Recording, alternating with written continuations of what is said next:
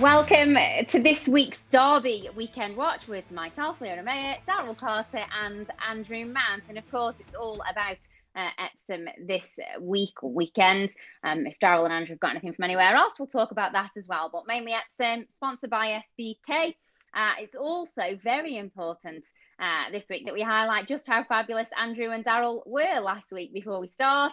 Considering we only kind of schedule about 7 races, normally the guys gave us 6 winners. 6. So really good time of things last week. Quickthorn was about 4-1. I think Boardman was 5-2. Kinross won at 5s, but I think was tipped at a much bigger price than that. Byron's Choice was 14-1.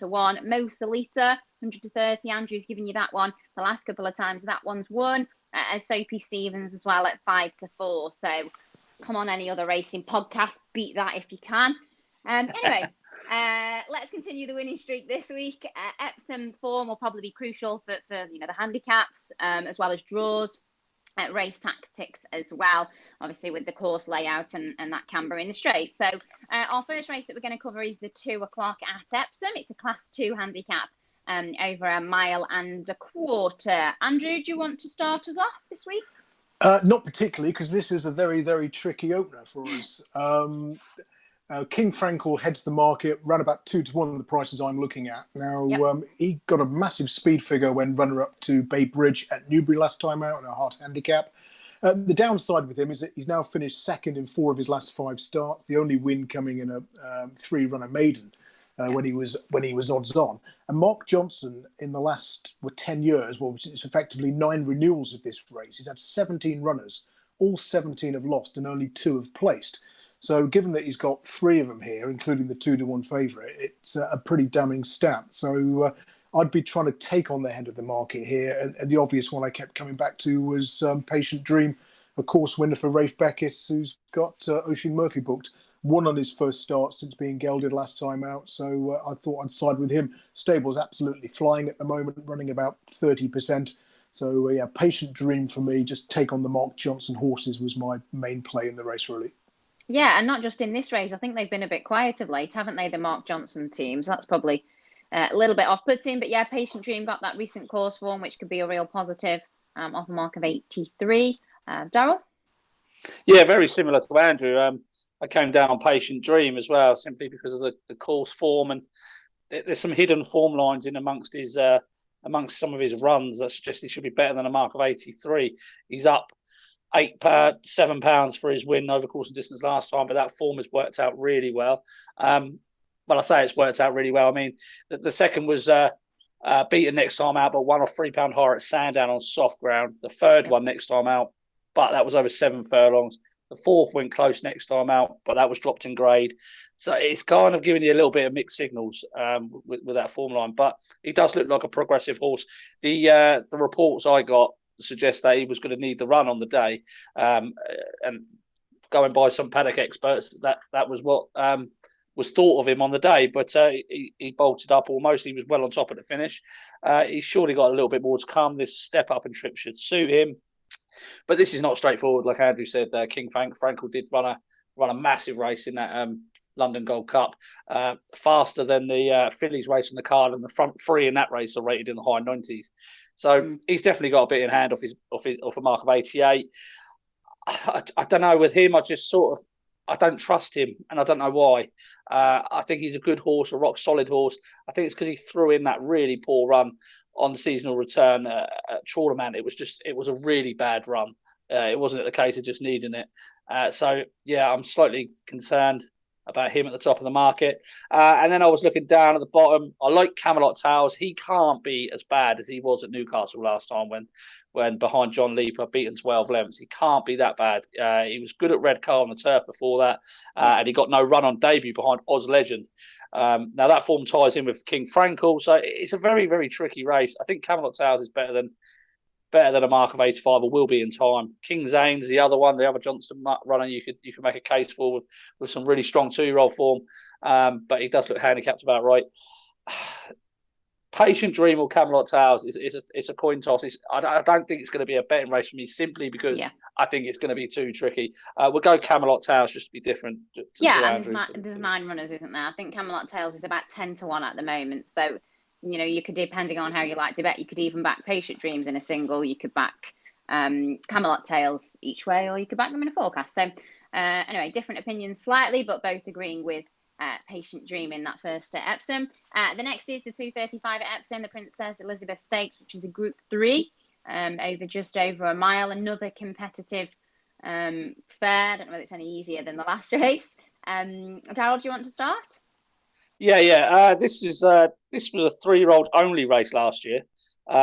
But before that, it was a 3-year-old plus race.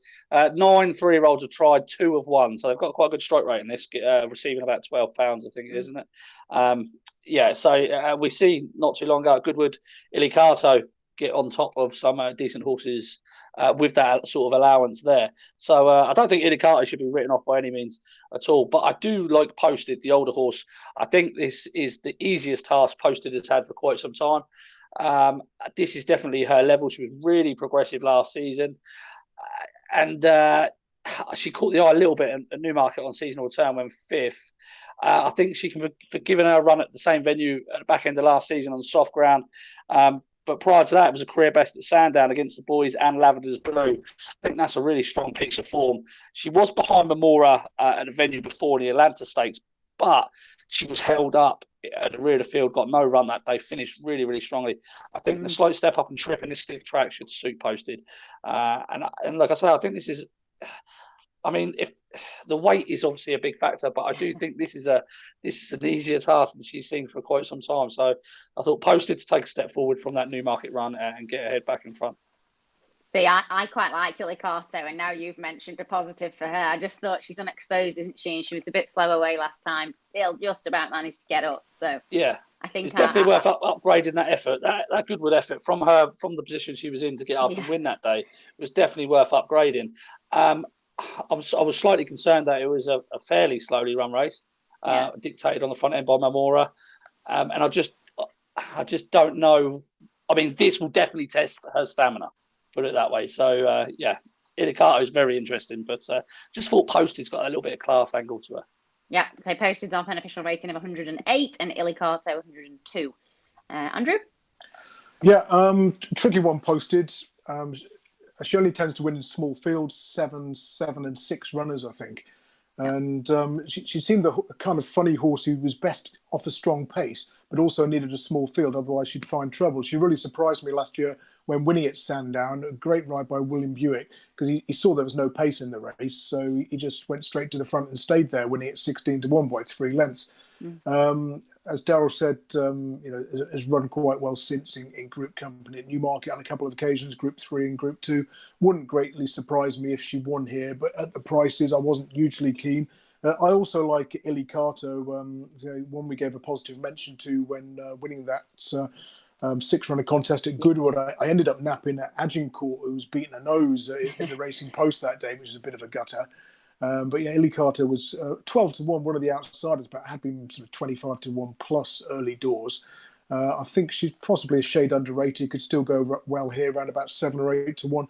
But I was going to take a chance on the Hannon second string, Thank You Next. I've seen 33 to 1 about this one. And ran a funny race at Newmarket last time where there was only 6 runners, but they split into 3 distinct groups. And the horses drawn 1, 2, 3 raced on the far side were racing on completely different ground by the looks of it, because the other 3 finished out with the washing. So you can put a line through that. She wasn't disgraced in the circumstances. Before that, she was 4th to the very progressive Lights On and a Hot Fillies handicap at Ascot. And I just thought this track would actually suit her. You look at the kind of track she's run well on, then it's sort of possible that she could be an Epsom horse. Richard Hannon's done well in this race previously. I just thought 33 to 1 was reading too much into that last time out defeat that can be forgiven on account of the draw on the track bias. So Thank You Next at a big price, but only tentatively. Yeah, well, I hope we've helped you there then with 3 different selections. Posted for Daryl, Illykato for me, and Thank You Next for Andrew. Obviously, again, all completely different prices, so you can pick your side. The Diomed Stakes is another Group 3 contest. That's the next race at 3:10. We've got a course and distance winner currently heading the market, which would count for plenty in Century Dream. Daryl, do you want to start? Yeah, he was very poor at Newbury, though, wasn't he? A track that he's 2 for 3 at. So I'd be slightly concerned about that. He has won fresh previously as well. He obviously won this race last year when it was staged at Newbury. Won it in 2018 here at Epsom. So, he does go well. He is a nice horse. All week I was telling myself I was going to back Maximal for this because I think he's a nice progressive horse, getting tons of weight, dropped back to a mile. I thought there was lots of positives for him. But then I saw that This Is Us is 12 to 1, and I just thought this is just too big for this horse. This horse has run here 3 times, 0 for 3. If you look at his statistics, it'll stay here. But my goodness, he's been he was 3 lengths off Safe Widge, 1 length off Zaki, and was beaten 3/4 of a length by Sovereign Debt way back in 2017. All horses rated in the mid 110s.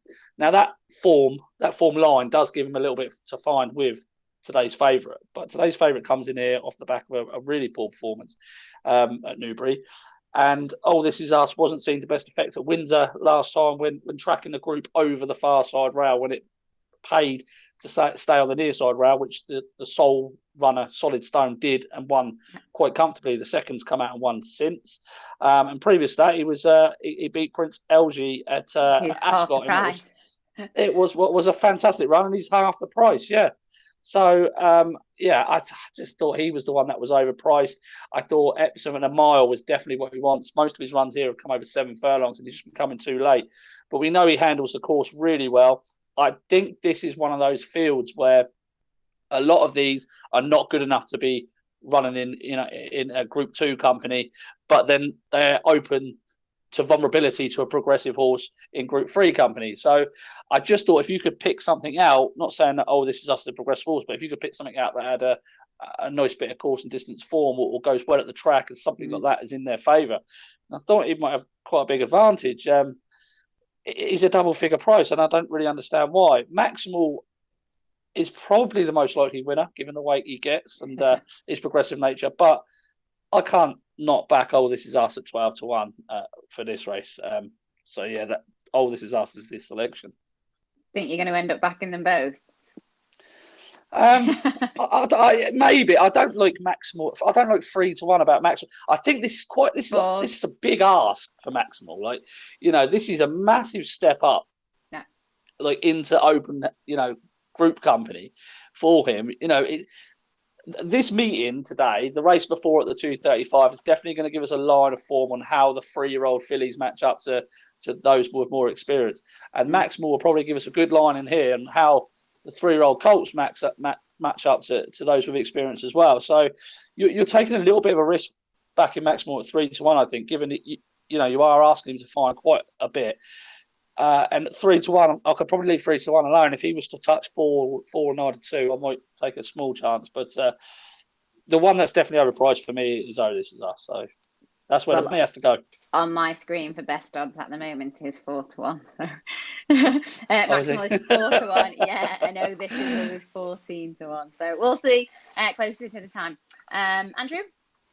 Good race this. Century Dream generally needs a small field or an outside draw. He doesn't like to be crowded. He's probably not a Group 1 performer either, so I'm quite happy to forgive that Lockinge defeat. You look at his run since his maiden victory, 6 of his 8 wins have come in fields of 9 or fewer runners. The other 2, when he was drawn 11 of 11 and 13 of 13, he's basically managed to get plenty of room. So this is ideal for him today. He's not really a Group 1 performer either, unless he's got his ground conditions, i.e. he's plenty of dig underfoot and that outside draw, like when he was 4th to Accidental Agent in the Queen Anne, everything was right for him. He's only beaten about 3/4 of a length. He's back in his right grade here. He's won the race before.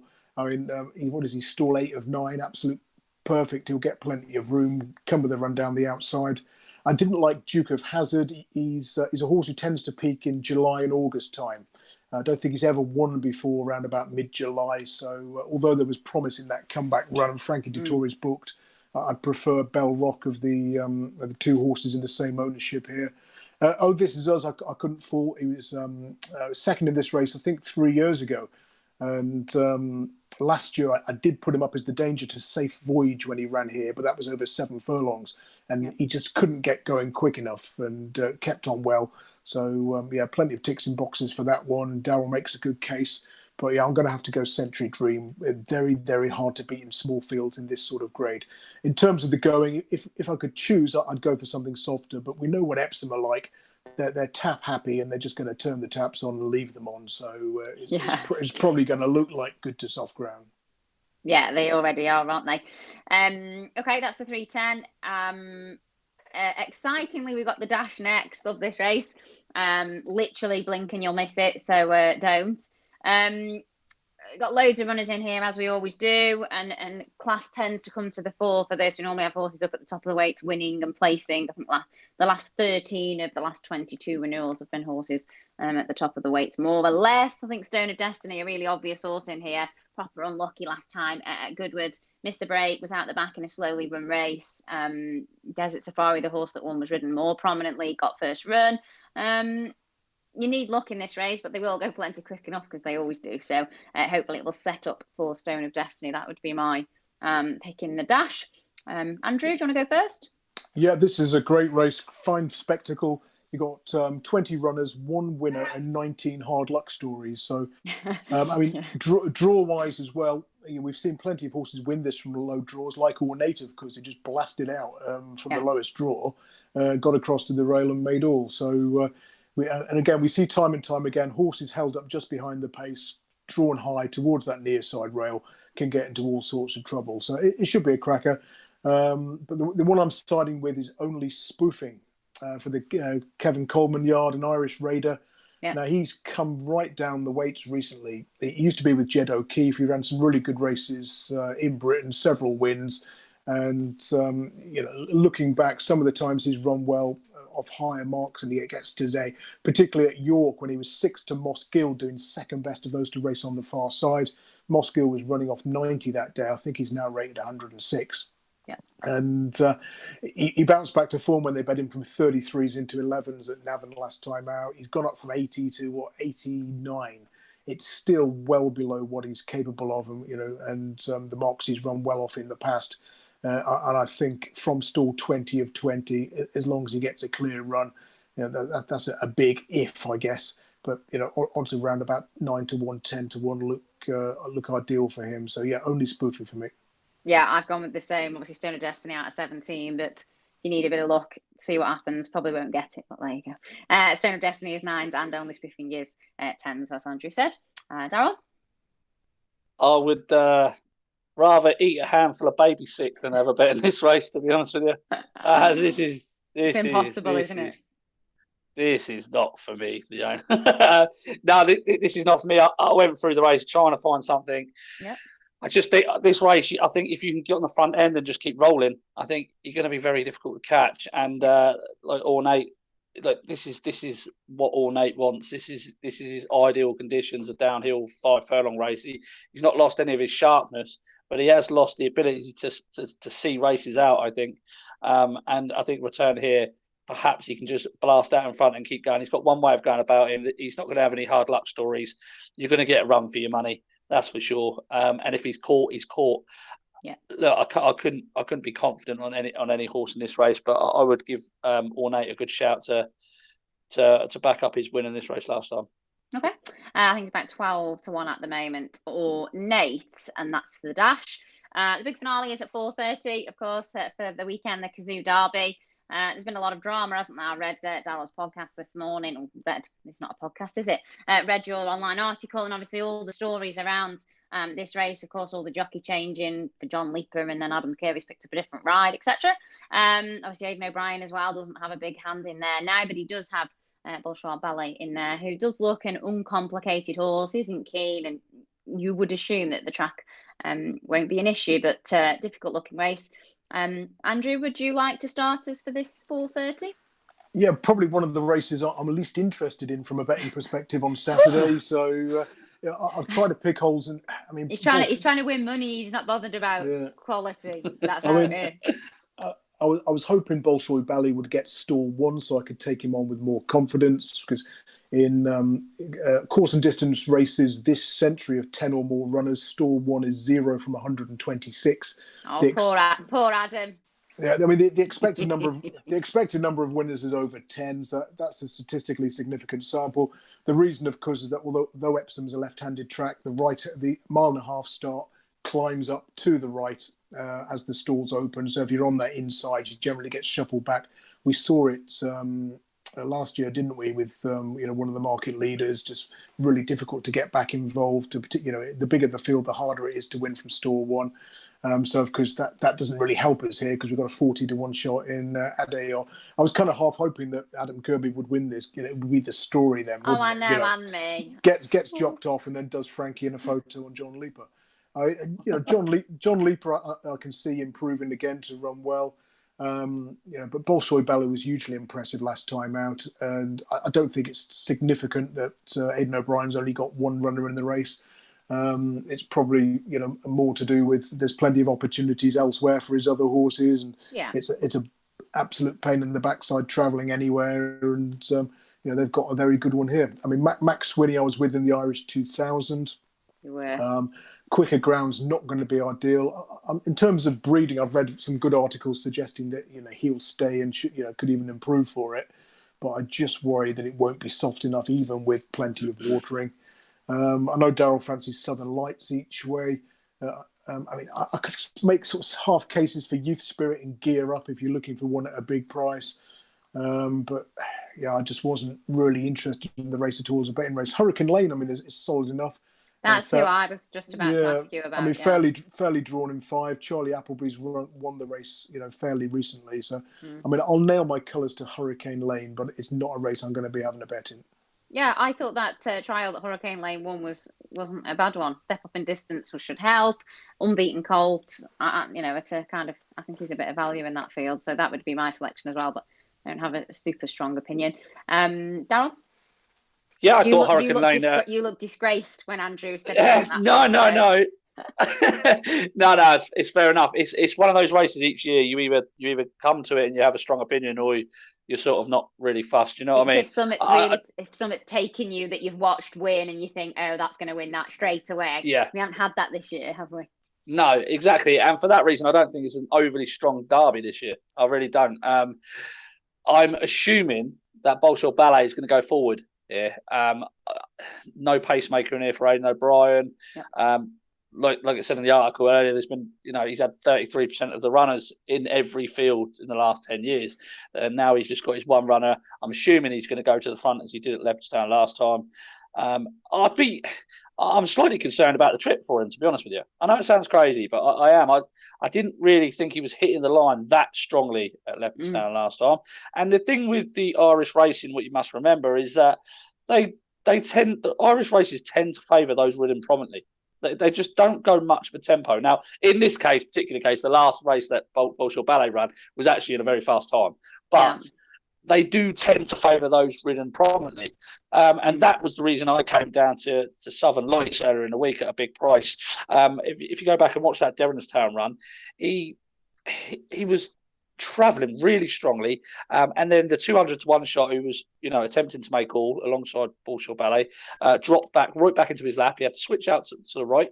And then tried to quicken up, and he had no room. And he had to switch back into the left, go for a gap between a horse and the rail, and he just got no run at all. He was beaten 8 lengths. I am sure of it. He would have finished within 3 lengths of the horse that day. They priced him up at 50-odd to 1 or whatever he was. I just thought that was completely wrong, especially given he was impressive in his maiden at Leopardstown the time before. The form was given a good boost. I thought the step up and trip was definitely going to suit him. And he's only had 3 runs in his life. I thought he was going to take a step forward here. So Southern Lights, I'm still sticking with, but the price is pretty much gone now from what it was during the week. 22s. Yeah, exactly. John Leaper would be a fairy tale story for Ed Dunlop. Of course it would, but rarely do they come off. I think John Leaper just I really like him as a horse. I watch him and I think, he's a gorgeous looking horse. Yeah. But I just think he lacks that bit of pace he's going to need. I think I can see him staying on really strongly at the death, but I think coming around Tattenham Corner, I think he just might get a little bit outpaced. And if he's squeezed for room, that would just worry me if I was a John Leaper backer. And whether Frankie Dettori rides him out all the way to the finish is anyone's guess, isn't it? But yeah, like Andrew said, Max Sweeney, the ground for me was the issue.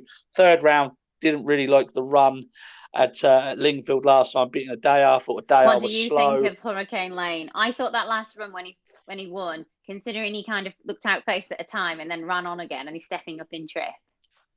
Yeah, I thought there was absolutely no negatives with Hurricane Lane at all. Yeah, I thought the Dante run. 9-1. Yeah, I thought the Dante run was fantastic. I thought the fact that he was on the gallop the whole way, only trying to be picked up by two who were in the midfield and at the rear of the field. The front three, Hurricane Lane, Meg Allen and High Definition, pulled well clear of Roman Empire. Meg Allen's going to go over to the French Derby on Sunday. I expect him to run a good race over there. For me, he was going away at the finish. There was a lot of people saying that High Definition, will reverse the form in the Derby. I didn't think that was the case at the time. I thought that Hurricane Lane, if something would have come to him, he would have gone again. I really like him. I think he's a lovely horse. 3 for 3, great attitude, won't mind the ground, looks a well-balanced horse. Charlie Appleby's got the experience of winning this race before. I thought there were so many positives for his chances. I'm very surprised he's 8-1. I thought he should have been. I thought him 9s. I thought him and Mohathef should have been the clear second and third fabs for me. Mohathef, I just worry. I'm not a believer yet. It was a good time he ran at Newmarket last time, beating Secret Protector, but that form, you can pull that to bits. That wasn't the running of the second horse there. And the time before at Newmarket, again, he did it off 85 in a handicap, but he did it impressively. That form has not really worked out either. So I just worry about Mohathef. Hurricane Lane is definitely going to be the horse on the back of the day. That's what I've been droning on to try and tell you. But Southern Lights as well. If you like 20-1 about Southern Lights, I wouldn't put you off. Or 22-1 about Southern Lights, I still wouldn't put you off. But you've got to have a cut-off point when you're looking at prices for these horses. And mine is the 20-1. So backed him earlier in the week. But Hurricane Lane, the tip for the day. Yeah. Okay. Well, that's good for them for the Derby, really. We've got Hurricane Lane, positive mentions from all. That's currently about 9-1. And Southern Lights is 22s, but has been well supported. So they're both big prices. You could back them both. That's it for the scheduled races. Anything else in any of the other Epsom races that we've not mentioned, either of you? Yeah, the 5:15, we've got a 12-run, a mile-and-a-half handicap. So it's the Derby course and distance. So again, we should be wary of the horse in stall 1, which is the Trader. You've got Soto Sizzler, who's 2 wins and a second from 3 starts here, because that second coming to a horse called Group 1 Power. Now, I think Group 1 Power is probably the bet here. He was runner-up next time, but he bumped into Luganini on soft ground at Ascot. Luganini had his ideal conditions and won very easily that day. He was well clear of the third. You would imagine that SDS is just going to blast off here and go. The other one of interest was Koeman off 91 for Mick Shannon. Was placed off of mark of 99 at Ascot last July. Also ran in that Luganini race at Ascot, hated the soft ground, was wearing cheek pieces for the first time, and the headgear's off here. So I'll probably back Group 1 Power, but maybe also Koeman each way in case they do go too hard up front in a dispute with the lead, something comes late and wide down the middle. A lot of my Epsom bets are going to be determined by how the track's riding on Friday, because at the time of recording we don't know that. So I know that's not much help, but check out my column on the day, and we'll see what we can come up with. The other Epsom race, the 550, is a very good 6 furlong handicap. Bit of a minefield, here as well. But again, it's probably the kind of race Daryl doesn't like so much, like the Dash. But there's one called Open Wide, who I did put up as a bet in the Dash a couple of years ago, who is a horse who just needs them to go like the absolute clappers. When he gets a big field and a strong pace, he generally runs well. And he was second in a Stewards Cup off, I think, a higher mark than he runs off on Saturday. He should have the race run to suit, and he looks well drawn in store 4. So Amanda Perrett's done quite well at this meeting over the last few years. So I'll go Open Wide each way in the 550 as well. Yeah, about 18-1 Open Wide as well. So good value. Anything, Daryl, Epsom for you? Yeah, I was going to put myself through the pain back in a Kimmy 5 in the 550 at Epsom. Surely got to get his head in front sooner or later. But yeah, Kimmy 550. Nothing at Epsom. I've got anywhere there's else? There's a race at Donny, the 230. Rodrigo Diaz runs in it. He's definitely got more to come off a mark of 83. He really has. But it is a very good race. Make no mistake about it. This horse called End Result in here for David Ellsworth raced up behind Good Birthday and Master of the Stars last time out, and that form has worked out really well. The fourth's come out and won. Obviously, Good Birthday came out and won the other day. What did he win? That handicap that I had a bet in, I was fuming about. Oh, Red Car, the Zetland Gold Cup. I backed the bloody second, and Good Birthday. The moment I give up on him, he goes and wins. But that's Always. a really good race. But I would expect Rodrigo Diaz to take a big step forward from that seasonal return run. I've got it between the two. I'm juggling about who I'm going to back at the moment. Price will dictate, but I thought that was going to be a good race.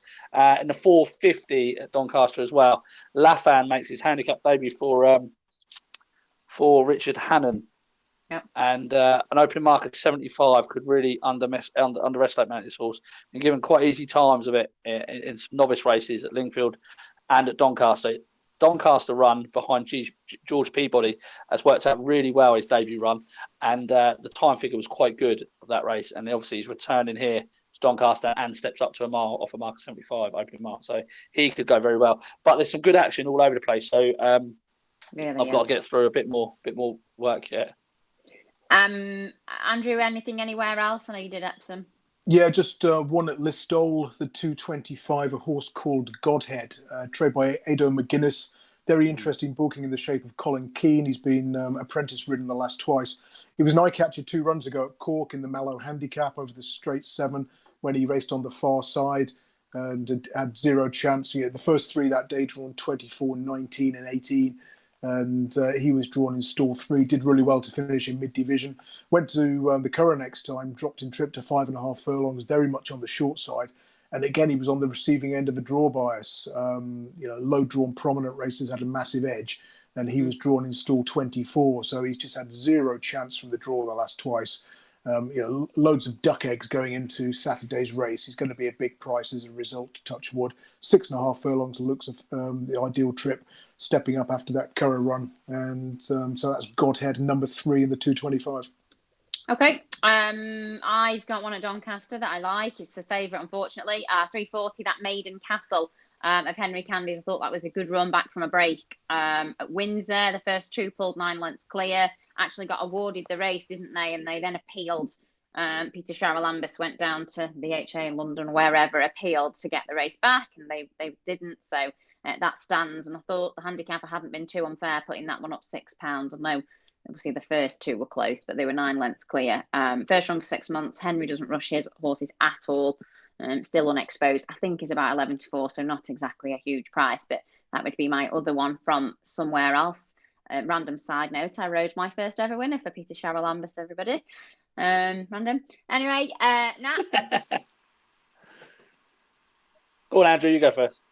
No, I was just going to say, I once got a hug from Peter Charalambous after one of his horses won at Newmarket. Did you? I won on Columbus Lad at Yarmouth for my first winner, and he told me it would win as well. He literally said to me, "This will win. This will be your first winner." I thought, yeah, right then. Absolutely did. Now, Andrew, you can give us your turn with a Peter Charalambous story.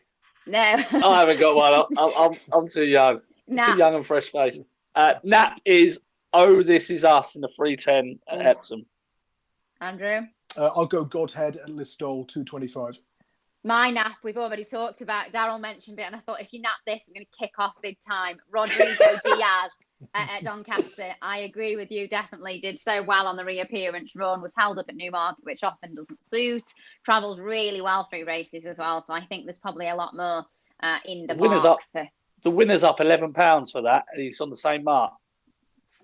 Crazy, isn't it? Absolutely, yeah. I think when I looked, is he 7-1 or something at the minute? I think Rodrigo. No, he's not. He was. He's not. Okay, right, if he is, then if he is, I'm changing. Let's look. No, you're not changing. You've said now. I'm not allowed to change. That's the rules.